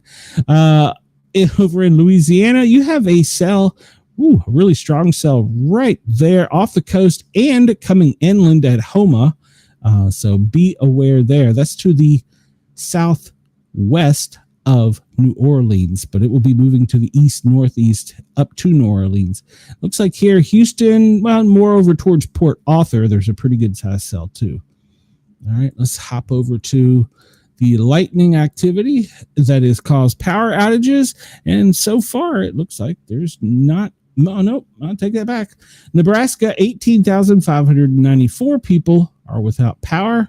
Must be pretty evenly spread because it's not showing it. I'm sorry, that's not Nebraska. Did I say Nebraska? Illinois. 18,594 people are without power. Must be spread pretty evenly because it's not showing one particular county as opposed to another. California, it's probably going to be due to the fires and the heat. El Dorado, yes, 4,619 is where the most are without power, but a total in California of 10,285 are without power. Let's see. What is this map? I don't know what this map is. It's giving me a headache. All right, well, we'll move on. This map is not showing me anything. All right, here is a big, beautiful, perfect round globe that shows the AI wind. You can see, as we discussed, a lot of that wind is offshore of the U.S. from the storms moving to the northeast. It's pulling up slightly out of the Gulf, going across the mid-Atlantic, Chesapeake Bay region down to the south, but it's just a slight breeze. The most windy areas of the country are going right up the Mississippi and to the west where that storm front is trying to come through. We do have some winds coming in off the Pacific that's being broke up in the Rockies. So you can actually see the delineation line of where the winds are being broke up by the Rockies. We look down in Australia and we see, well, it is going to be kind of a windy day on your Gold Coast. Looks like it's spinning to the west. Most of the winds are coming onshore and distributing across country to the west and to the northwest. So Antarctica, well, you've got all kinds of wind down there. Is that no? That's the South Pole. Antarctica's up here by New Zealand. What's wrong with me? I should learn my geography. Yeah, Antarctica is up here, where New Zealand was making those rescues. Yeah, it's lots of wind up there. I applied for a job up there as a paramedic, and they said that I should have applied 2 years earlier because I was too old. Bastards. All right. Stream boob. Man, you just hit everybody up. Here is the view of the heat. And we talked about this right now. The hottest spot, Phoenix, 104. Las Vegas is trying to tie you up there at 104 degrees. New Orleans, 87. Houston, 94. Washington, D.C., 79. Up in Boston, 78. It's not cool and balmy anywhere. 66 currently in Seattle. We'll go down to Australia and check current temperatures there. It's a little cooler in Australia. Up in Darwin is 73, Broome 72, Port Hedland 64, jump down to Perth is 60, Alice Springs, you're chilly, 43 degrees right now. Adelaide 45, Melbourne 44, but Canberra, well, they take the cake with currently 33 degrees. So they're only going to get to 55 today. Brisbane 57 currently. Mackay 65, Cairns 63. We'll take a quick look at the National Weather Service heat advisory. We've talked about this pretty much. If you look down here, everything on the east of the Mississippi is code yellow, which is minor, with the exception of Florida. Florida is mostly code orange, which is moderate. But back over to the west, on the west side of the Mississippi, it's all orange and red, which orange is moderate. Red is major. That goes from the Great Lakes all the way down through Texas, extending through New Mexico along the border with Mexico over to the Baja and Los Angeles. Those areas, you're looking at moderate to extreme. Some people are magenta. If you look in there, you see that's probably like the Phoenixes in those areas. You're looking at extreme. So they don't want you to stay out in it for too long. Make sure you're staying hydrated and that you can seek shelter from the heat. Look at the fires here in the U.S. The only new fire in Florida to report, Rogers River, 340 acres, 0% containment. But we look over here to the west of the Mississippi and over into California. These fires are growing and intensifying. But right here, this area where the fire danger warning is so bad, some of these fires are firestorms now, creating their own weather, burning 1,000 acres an hour uncontrolled. And for the longest time, there was restricted airspace over them and they couldn't do water drops. I don't know. Just throwing it out there. All right, here's the smoke flow from today. And we see the fires up in Canada. It's really pushing off to the east, not really extending down much, maybe to the Great Lakes some, but most of the smoke is being pushed out to the east. It's making it as far as the United Kingdom. The lower 48, you can kind of, most areas are going to have a smoky, hazy day, except for the south. We're exempt from it today. Anywhere from Southwest Virginia through Alabama, the Carolinas, and down into Florida, well, we're in the clear for smoke today. And we look at, this is the air quality. Well, those fires are causing some poor air quality. Buffalo, Montreal, over into Vermont, Maine, back down. I'm actually just going to throw Washington, D.C. in here because I'm sure that's going to move to the east, northeast. So pretty much from Atlanta over to the coastline of Savannah, up through the mid-Atlantic into the Chesapeake, New England area, back over to the Great Lakes. You are all code yellow for moderate skies. But you get over into areas of Kingston, Ottawa, and they'll be moving over into New York, Rochester, Buffalo. You are going to have some unhealthy air, dangerous for people that are sensitive to the storms. The air quality map for the United States. I don't know how many people I got left hanging in here. We see that dust from the Sierra is still coming across and making its way up into the Gulf. Not as strong as it was last week, but it is opening up this whole area for warmer temperatures. Because remember, when the dust gets in the clouds and as it's pushing to the west in the jet stream, it's actually producing ice, keeping cooler temperatures, which inhibit the hurricanes. Well, hello there, Asylum. Welcome. Glad you're here, Harley. And we can see up here in Canada, that whole area, just terrible.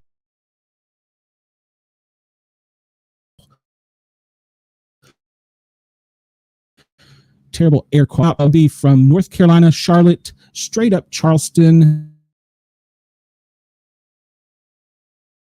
Some very poor air quality conditions due to the smoke. Oh, that fella doesn't look happy. Here's that fella. New Milford. That's unhealthy air. I've never clicked on one of these to see what it does. Harrisburg. That fella looks unhappy. Sensitive air quality. I gotta stop goofing because there is something I want to try and see if we can figure out. Australia, your air quality isn't really that bad. Yeah, it's low for most of your country for your air quality. You do have some fires burning, but they're mostly to the west and to the north. So the winds are circulating around, pushing up pretty much up through Alice Springs and back over to the west of Broome. You have some smoky conditions there. But coming in from Melbourne all the way up, almost to Sydney, that smoke and dust is being pushed to the northwest. So, all right, let's jump to something else.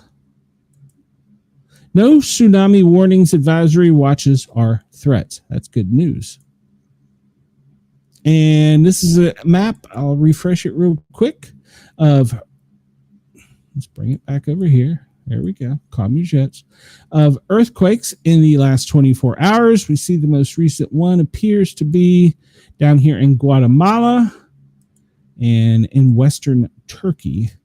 It looks to be maybe one in South America. Yes, Argentina. All right. Volcano updates. Great Sitkin. Your watch activation code is orange. There is some possibilities of it activating. Spur, you are a code yellow. Kilauea, you are a code orange for your volcano watch. And today's global seismic activity level is predicted to be moderate, but we already talked about the few shakers we have. The volcano ash advisory, new emission to 5,000 feet.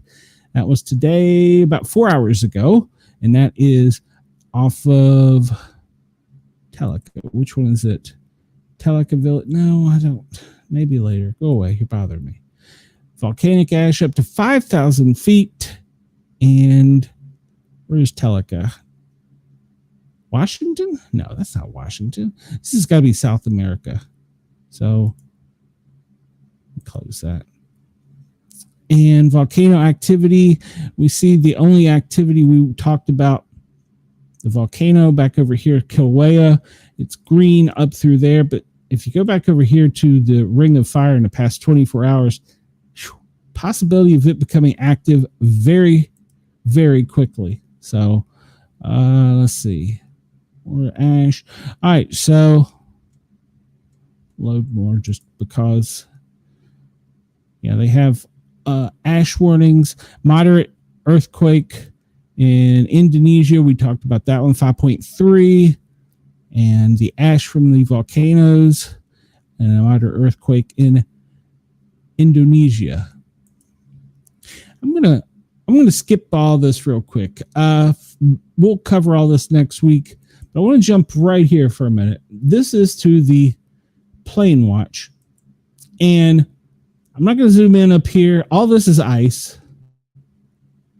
Down here, this is training in the Gulf of America.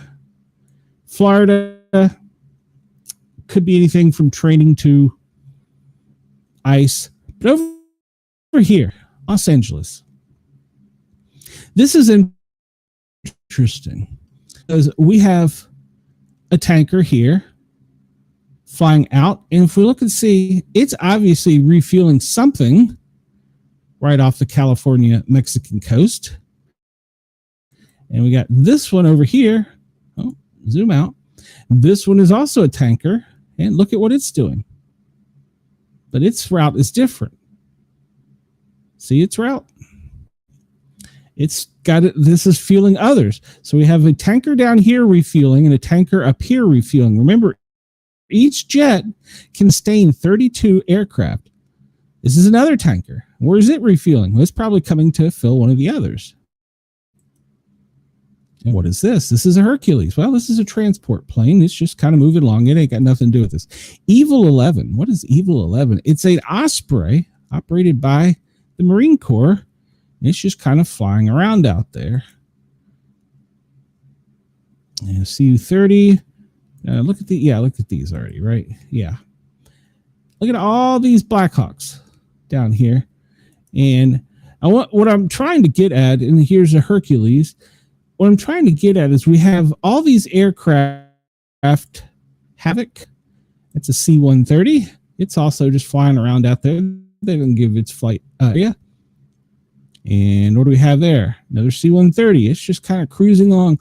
All these are cruising along out in the west. That one's just passing through. Do we look at that one? Lost 2. It doesn't give us a flight path of Lost 2 or what it really is. Oh, it's a Cessna military. That's a dignitary. All right.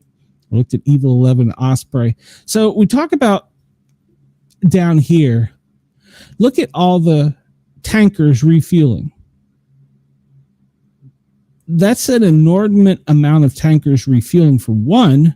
And for two, remember that each tanker can support up to 30 aircraft. So that's just a transport plane. Let's hop over and we'll see here. This is from the FAA. This is warnings. Red zones are do not fly areas. You know, you have them up here for dignitaries in DC, and then you have all kinds of other training ones. We talk about the training down in the Gulf of America. But then you have these special use airspace ones. And normally these are for training, but they've been marked off here lately as danger boxes. So they are higher air priority as to do not fly in them because they are danger. This extends out from California into the Pacific. Now let's go over here for a minute and see if we see anything funny. All the red, those are just kind of parked vehicle. And all right, so that's just kind of a tanker, just kind of cruising along. All these are parked, not doing anything. That's just a tanker, just kind of moving along. Does it say? It's a U.S. tanker. And let's see. Let's pick one of these. These are all active and moving around. There's another tanker. There's a yacht. I'm trying to find if there's anything interesting out here. The military is not really going to tell you if they've got warships out there. They might flash that they're there, but they're not going to tell you what they are. Then you see some that are, just hanging out here. If that's a container ship, look at that red flag with a star. It's not moving very much. Moving, but not very much. Then we have this one. That's an oil tanker. Do we look at that one? That's an oil tanker. This one, that's an oil tanker, is parked. There's another parked tanker. Is there anything out here that's just kind of sitting there? Well, that's a chemical tanker. Ooh, even more dangerous. What do we have here? That's a oil tanker. It's an American vessel of some sort. It won't tell us what it is. All right. That's an oil tanker. Is there anything up here? That's an oil tanker. What about this right here? It's a Mexican oil tanker. They're not saying what kind of tanker that is. And it's just kind of sitting there. And it's a container ship. Let's see. Can we? Well, I don't guess we can. Let's go over to Ship Explorer and see if it shows us anything different. I'm getting it. Just hang out down here. Keep a real close eye on with a lot of fighters. What could be parked down here that's causing such distress for the U.S. to have so many tankers out there? What would be, it's underway. What could be hanging around out here that's causing the U.S. military to just kind of be active in the area? I can't sort this by country, can I? What I'm getting at is there is some kind of vessel, container vessel from a flagged country just parked, sitting. It's a container ship. Now, I'm not a conspiracy theorist, but I will remind you that containers have recently deployed mass drone swarms in other parts of the world. So what I'm getting at is our military is doing an awful lot of training and spending time in this area off the Pacific coast, pretty much from Central California down to the Baja, and they have a large amount of fighter aircraft in the area, more so than normal. More than normal.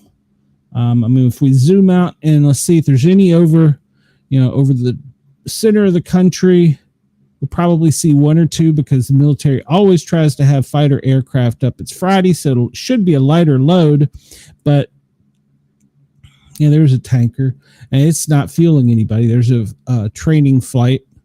It's launched. There should be some up here. And that's a tanker. It's not really on a circling, so it's probably escorting aircraft. So the ones on the straight line are usually escorting aircraft. It's when they circle is when they're fueling. Oh, there's a Poseidon. You know what that is? Poseidon is a aircraft vessel that hunts out submarines, and it's coming out of Buffalo. It's kind of interesting. And it's headed straight to the northeast. And we look at that one. Let's go over here off the East Coast. And C-130, Blackhawks, that's just going to be kind of patrolling. Go down here. That is a dignitary coming out of the Bahamas. Hold on a minute. It just picked up right there. That's a dignitary plane, and I bet you it's coming for somewhere, if I had to guess, off of this country's rock. No, off of this country. No, yeah, that one. Never mind. Just disregard me. But what I'm getting at is there's a lot of aircraft on the West Coast. For what reason? I don't know. I'll leave that to you. You can go search it out in Marine and Ship Viewer. We'll also zoom out real quick and I'll refresh this. Let's see if there are any balloons up and going around. And doesn't appear to be too many today, at least in America. Over in UK, there's one or two. And I don't see any down in Australia. All right, so we'll end our day, since we ran over last night and got in trouble, or yesterday got in trouble. We'll end our day with Bitdefender. But to remind everybody to be vigilant with the storms, have a weather radar with you at all times. Weather radar, weather radio. If you have weather radar, that's good too. I doubt you do, though. If you're out on the seas or the ocean this weekend, make sure that you have a marine radio, and remember that some of the conditions are going to be favorable for some severe storms this weekend along the Atlantic and Gulf Coast states. So if you're out in those areas, be cognizant of the weather, and if anywhere in the country, well, stay hydrated because it's going to be a very hot weekend. All right, so I will not have a show tonight on Big Brother, but Harley and I will have a show Sunday night. We're going to update you on everything Big Brother. We'll talk about Ashley's vote and who is now the new head of house, who is nominated, and what it's looking like. So we will have that Sunday night, and then Monday I will return for my normal shows. Monday afternoon, look for posts on social media. I will be guesting on a podcast, the Best Damn Podcast. I don't know where it's going to air, so I don't know that I can link it to my channel. So check out the Best Damn Podcast Monday night, 6 p.m. Eastern time. I'll be on it. For everybody else, I will see you next week. Let me push some buttons here to keep us legal. Everybody have a great weekend.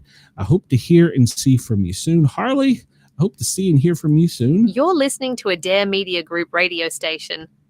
Daring Australian Radio Entertainment.